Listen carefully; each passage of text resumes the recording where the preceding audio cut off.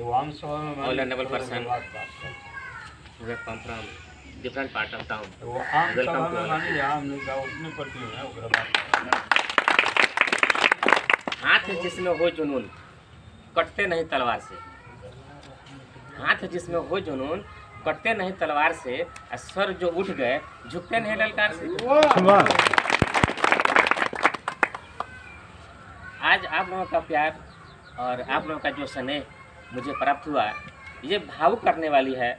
और आप लोगों का प्यार और स्नेह देख करके, डॉक्टर साहब का स्नेह देख करके मुझे सच में आंखों में आंसू गए आ गए कि आपकी जनता, आपका प्यार और इस जनता का प्यार और स्नेह को मैं कैसे उतार पाऊंगा।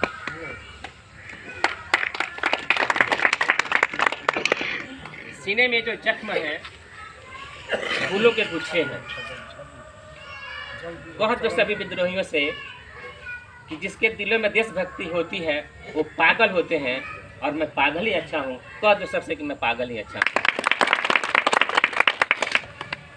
आप सभी सामान्य जनता का मैं राष्ट्रीय सब जनशक्ति पार्टी की तरफ से और माननीय मेरे गार्जियन स्वरूप डॉक्टर साहब, निर्विरोध महबूब भाई वार्ड अध्यक्ष, मुखिया जी की तरफ से आप सभी को मैं नमन, प्रणाम और आदाब। आप सभी जानते हैं कि आज बिहार का जो विषय वस्तु है ये पूरे भारत में सबसे निचले पायदान पर है। अगर ये बात सही हो तो आप लोग अपना समर्थन दीजिएगा, और समर्थन दीजिएगा तो हम इसका कुछ निदान निकालेंगे।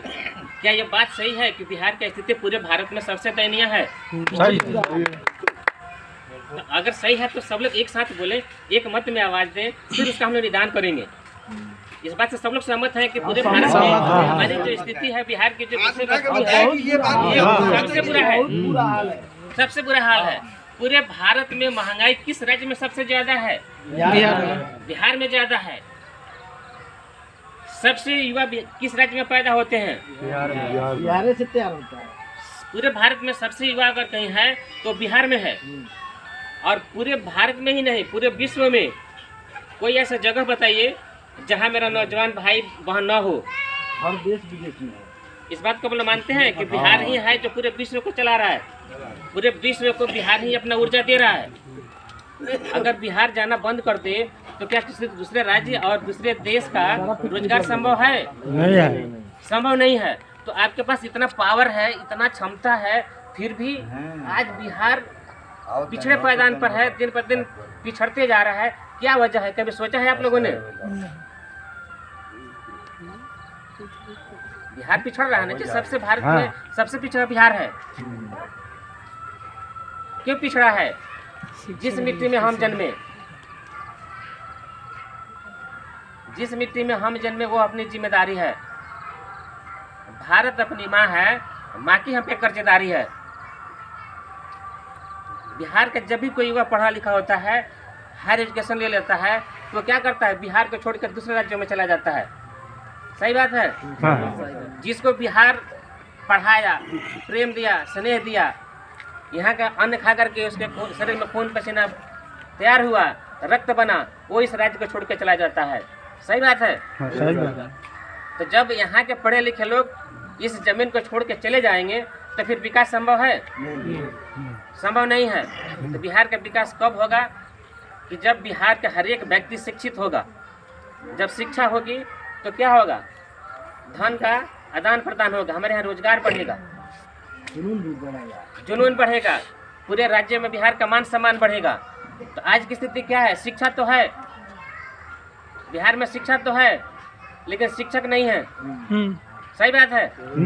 बिहार में शिक्षा है, शिक्षक नहीं है। विद्यालय है, छात्र नहीं है।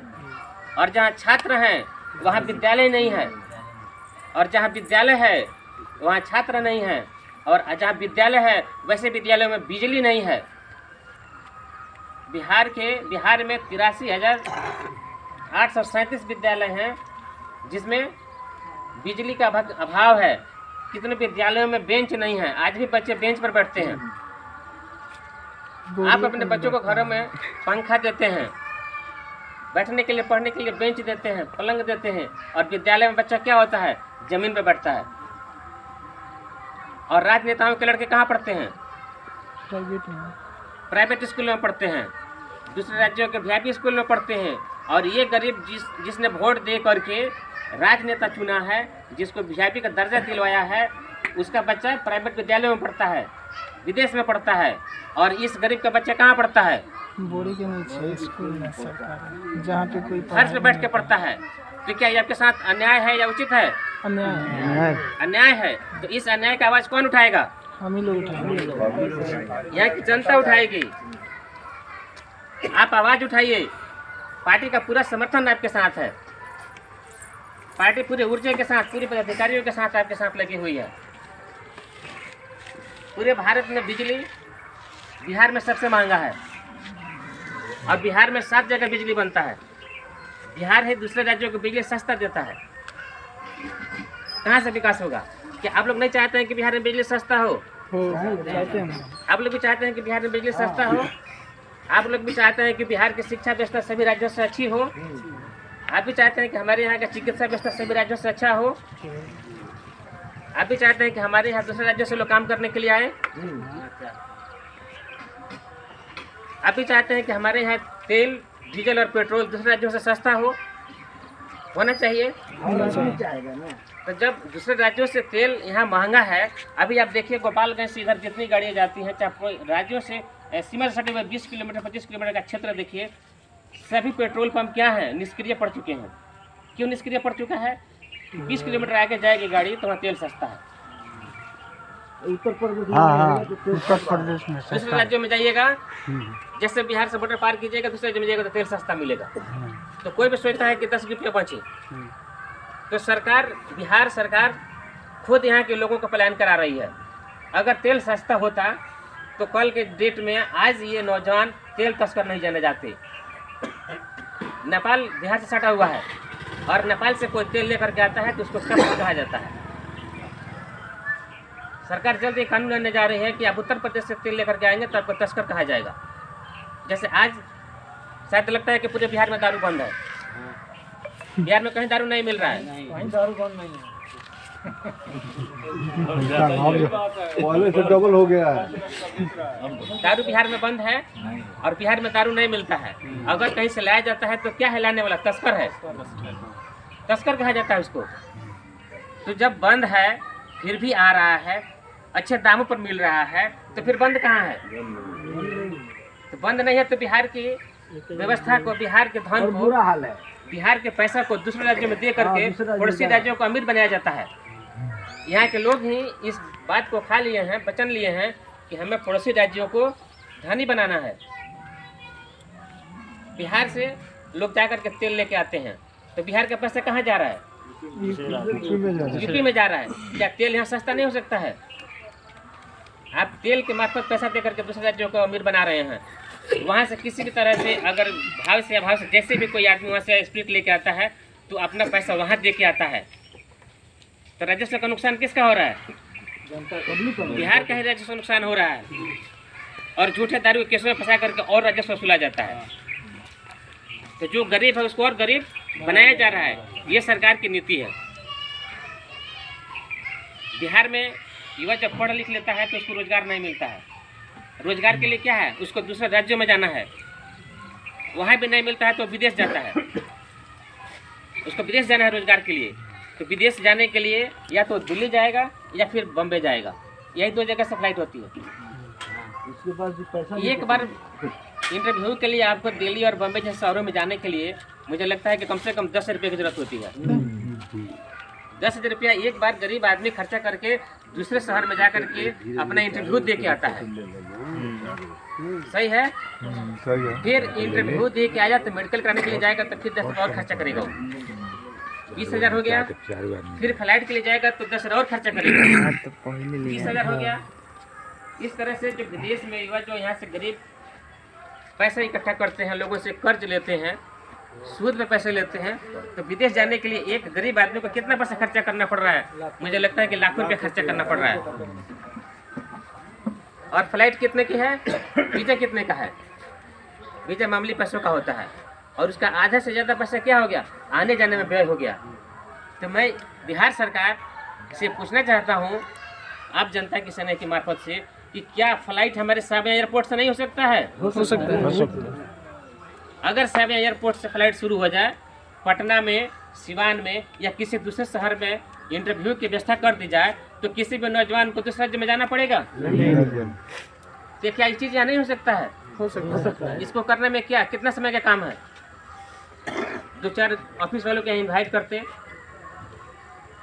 किसी भी शहर में खुल जाता कार्यालय उसका। पटना जाना हो तो कोई भी आदमी 1000 रुपये में जाकर के इंटरव्यू दे के घर आ सकता है। तो 10,000 का काम 1000 में हो सकता है। तो इस चीज़ को करना चाहिए।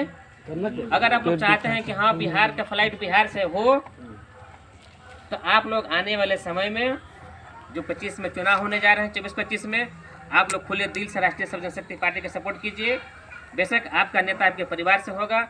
मैं आपकी पार्टी की तरफ से वादा करता हूं कि किसी भी बिहार भाइयों को इंटरव्यू के लिए दूसरे राज्य में नहीं जाना पड़ेगा।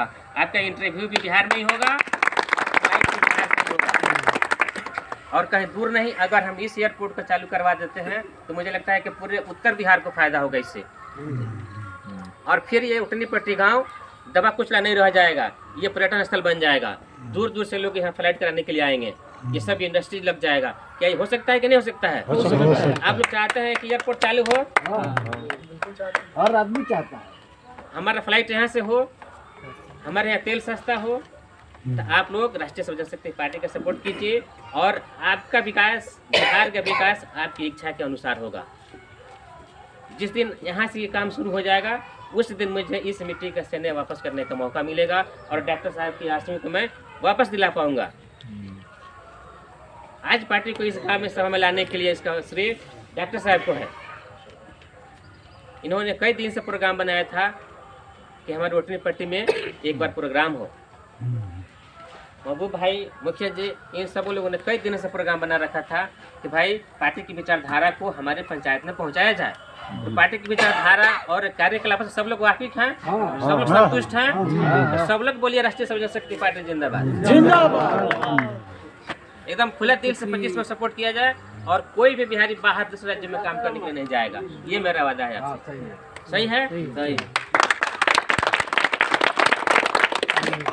अभी पार्टी दिन रात नौजवान को रोजगारमुखी बनाने के लिए बिहार में शिक्षा व्यवस्था को सही किया जाए, चिकित्सा को सही किया जाए, इस पर दिन रात काम हो रहा है। अभी आप लोगों ने देखा कि हमने रोजगार मेला का आयोजन किया था।